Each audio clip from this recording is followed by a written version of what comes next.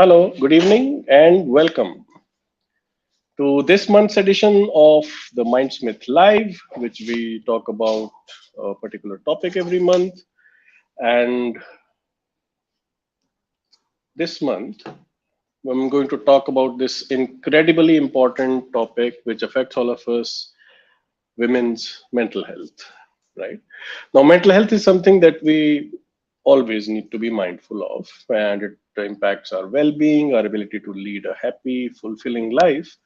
But women face certain unique challenges which can make maintaining of good mental health even more challenging. Now, from childhood to old age, women have some very unique stressors which impact their overall health and especially the mental health. Let's just start with childhood. Childhood is a time of exploration and learning for all of us, but it can also be a time of stress and trauma. For many young girls growing up in a society that places so much of emphasis on physical looks and perceived beauty, it may create and it does create a very real pressure to fit into societal norms of what is beautiful and acceptable or attractive, right?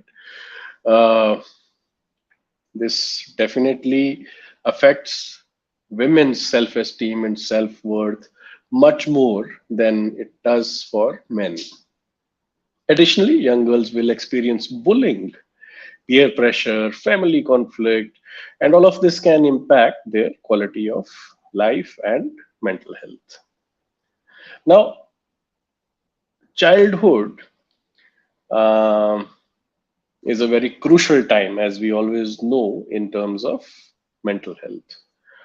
And unfortunately, girls who face these unique challenges uh, have more issues, especially in a developing country like India, which has gender stereotypes, where young girls are often exposed to a certain expected role in society. So they may be told that they are not supposed to be good at math or science, and a pre-created, preconceived notion of inadequacy and inferiority when it comes to a girl's brain and when it comes to handling mathematics or STEM subjects. This is still believed in a lot of developing countries and societies where girls are often told that they will never be good enough to study science or mathematics, right? Also, while boys indulged in physical bullying, girls do face a lot of psychological bullying, you know, which can be verbal, which can be emotional abuse, and it can lead to long lasting impacts on mental health. Additionally, girls also deal with body image issues when they are very young, too. You know, they are exposed to unrealistic beauty standards. They are taught that their worth is based on their appearances, and of course excessive policing of what they wear and what they eat. That happens, and that can create a certain issue in young girls, and it can have an effect over the long term. Family conflicts can also be more challenging for girls since they often socialize to prioritize the need of others over their own. And that's a programming which society and most of the communities which we see around us, they put upon girls consciously or unconsciously. And this can lead to a feeling of guilt and anxiety, as well as a lack of self confidence and assertiveness. Girls, more likely than the boys, also experience trauma, such as sexual abuse, which can definitely have a very deep and lasting impact on their mental health and the way in which they find attachments later on in life. This trauma can lead to post traumatic stress disorder in the more severe cases. It can definitely lead to more anxiety, more episodes of depression, and other such mental health issues. When these girls move on to adolescence, life doesn't become easier for them. It can be particularly challenging because the hormones are changing, the peer pressure increases, academic stress also contributes to this anxiety and possibility of depression developing in adolescent girls. Furthermore, when the girls may start to experience some gender based violence, including sexual assault in the worst of cases, and which can have a long lasting impact on their mental health. Adolescence, although it is challenging for both boys and girls, but girls definitely experience more unique stressors which can have effect on their mental health. Hormonal changes during young teenage and adolescence can impact their mood state. It can reflect poorly in terms of behavior, in terms of their ability to do justice to academics. And these hormonal changes can contribute again to some certain symptoms of anxiety.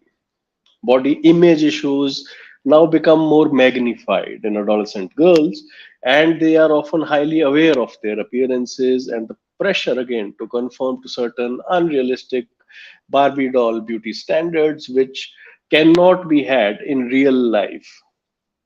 However, the expectation is to look a certain way and to dress up in a certain way.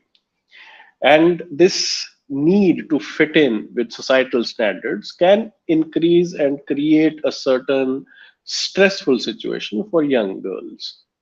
Academic pressure does not go away for girls either, it is still there, along with a lot of peer pressure, which now needs that affirmation and that kind of particular looks and the particular set with which you move around. You have to conform to that particular group's social norms. This pressure can again trigger several kinds of mental health issues, you know. And if that was not bad enough, gender based violence again can be a higher risk for adolescent girls, right? And discrimination, which is in theory not supposed to happen, it does happen even in the most affluent and so-called well-educated class of society. Girls still face a certain discrimination on the basis of their gender, and this can contribute to feelings of isolation as well as low self-esteem and mental health issues.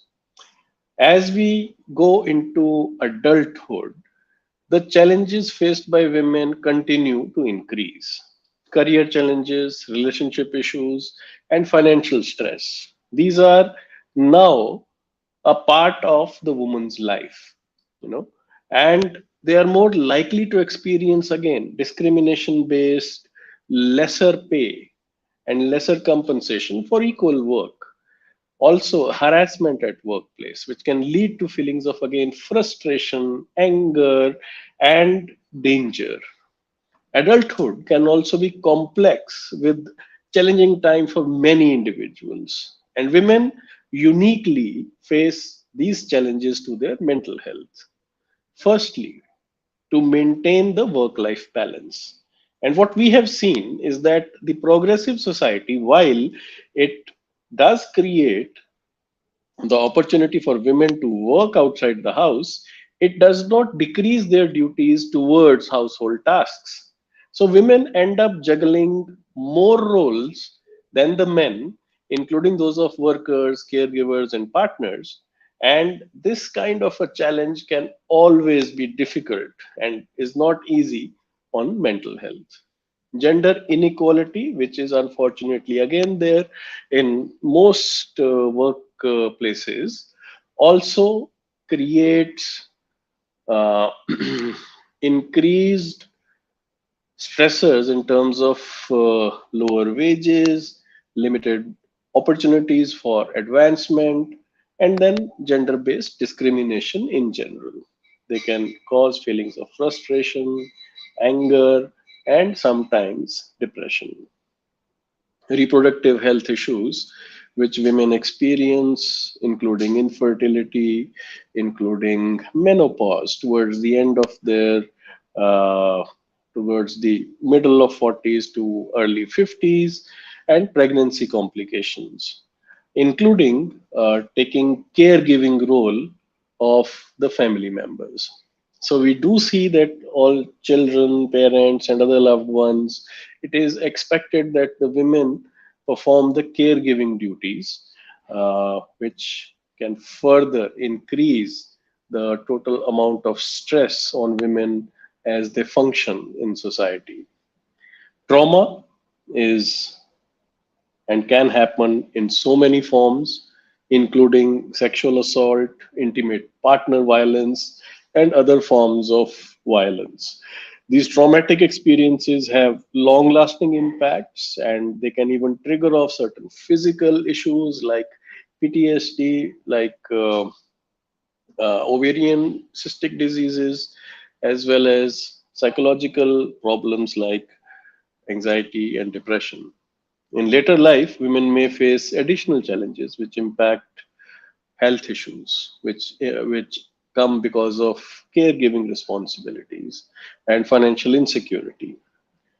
Further, as women age, they could be more likely to experience social isolation and loneliness, which can again impact mental health very poorly. Now, physical health issues as age advances and because of a less stress on maintaining physical health for women, it does happen that they do suffer more from physical health issues, and it can impact their health, including chronic health, including mobility issues, and other health problems which can contribute to feelings of frustration and loneliness. Financial insecurity also targets women more than men to live a life in poverty and due to part in lifetime of lower wages and limited opportunities for career advancement. This financial insecurity also contributes to feelings of stress and may slowly slide into anxiety and depressive kind of picture.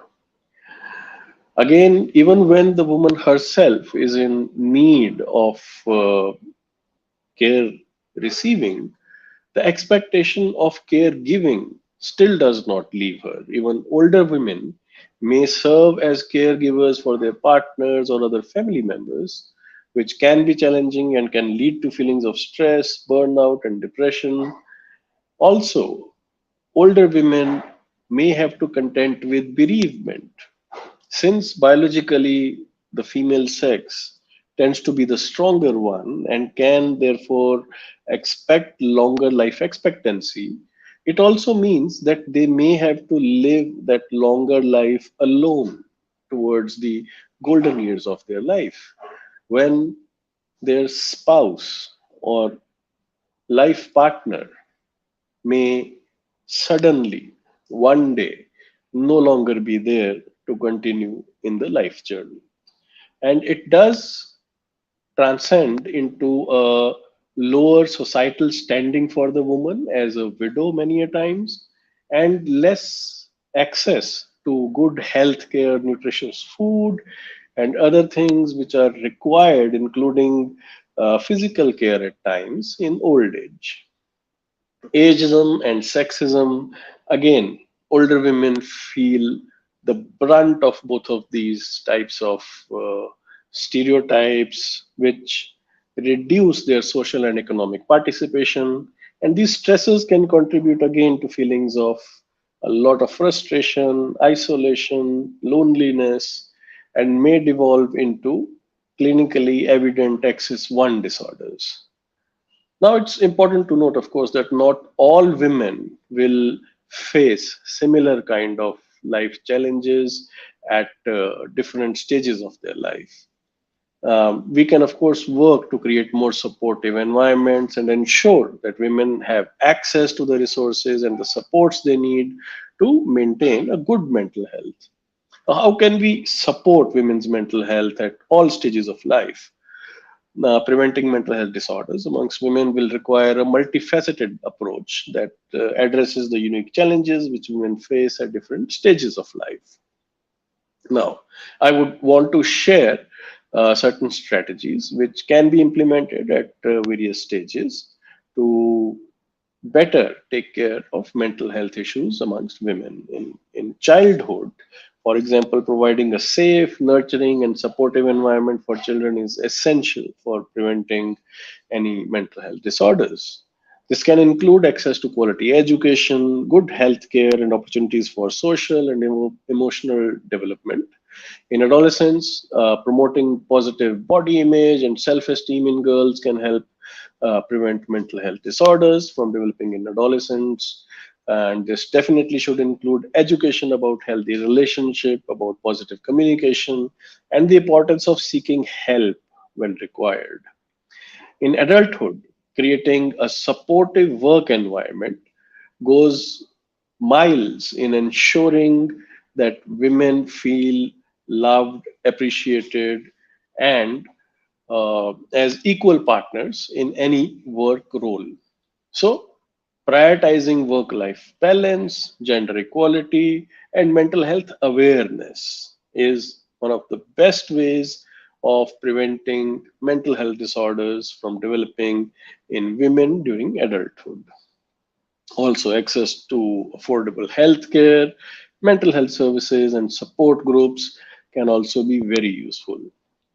In old age, ensuring that elderly women do have access to social connections, that they have health care and financial stability, can help prevent mental health disorders from developing.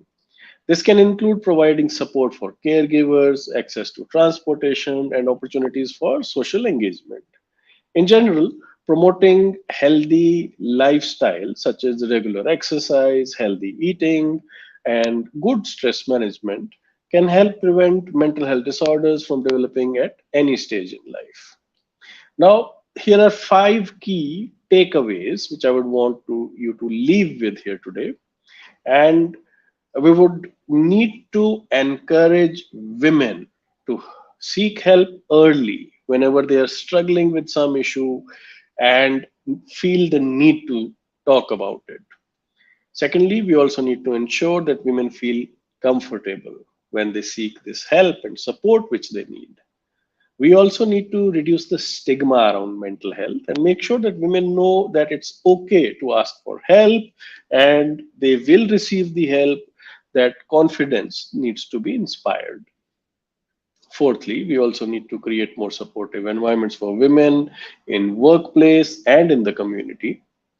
And lastly, it is necessary that women have access to resources and support networks which can help them navigate life's different challenges. As I close now, I would want to talk about that how important it is to prioritize mental health at all stages in life. Now, women do face certain unique challenges at every stage of life, from early childhood to old age. And those challenges can have a very significant impact on mental well being. However, I want to remind all women who are seeking help that it is a sign of strength, not weakness, to be able to ask for help. Mental health disorders are common and they are treatable. There is no shame in asking for help. If you are experiencing bouts of anxiety, if you are feeling more sad than usual, and those episodes of sadness, of depression are lasting for more than a few weeks at time, I would encourage that all women should prioritize self care and seek support when needed. This can include reaching out to friends and family, finding a therapist or a psychiatrist, or joining a support group.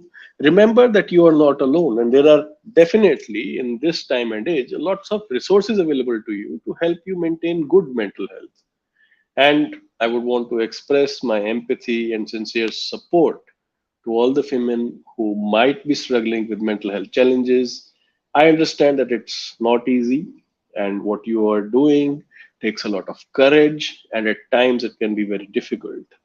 But know that by taking care of your own mental health, you are taking care of an entire generation around you.